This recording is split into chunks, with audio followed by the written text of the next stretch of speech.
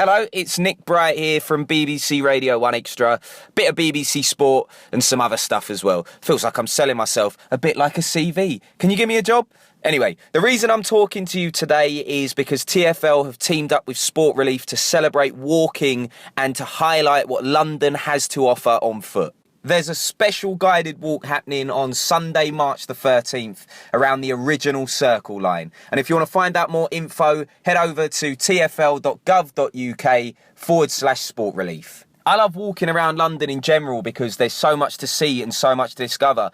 And it's so different depending on where you go. If you fancy alternative London, you can go to Camden and have a walk around there. Or if you want to people watch for a little while, I'd recommend going to Oxford Street, where there's a lot of tourists walking around and they don't quite know where they're going. It's quite funny to watch sometimes. Or if you want something trendy, you can head to East London, Shoreditch, Dalston, Hoxton, anywhere around there. It's just completely different. And then on top of that, of course, you have got the ooh la la of West London, Notting Hill. Probably won't see Hugh Grant there. I don't want to promise anyone anything when they hear this. It's just a film. But yeah, there's so much to see, so much to discover. So I would implore anyone who comes to London to check it out by foot. I just wanted to tell you about one of my favourite memories of when I went on a school trip. It was a geography trip. I must have been about 12, 13, 14 at a push. We went to St Katharine's Dock, which is very close to Tower Hill. So we got off at Tower Hill, made the short walk across,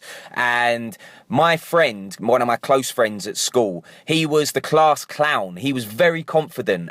Some might say that it's surprising that I wasn't the class clown, but I hadn't found my sense of humour back then. And some might argue I haven't found it yet still. But anyway, we went on this trip, and one of the things that he was bragging about is that he had swum in the Thames, because we made the walk along the front of the Tower of London, and he was pointing at the Thames saying, you know, I'd swum in there, I've done this and that and all the rest of it. None of us believed him because he did have lots of far-fetched stories.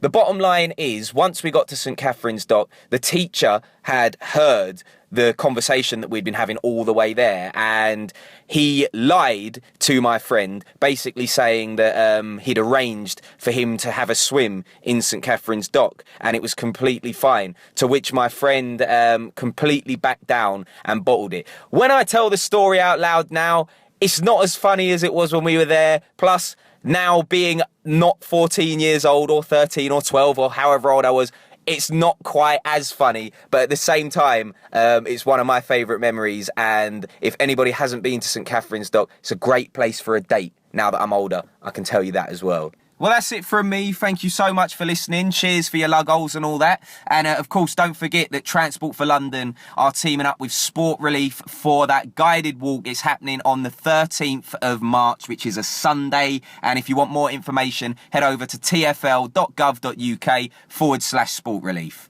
Lally jally.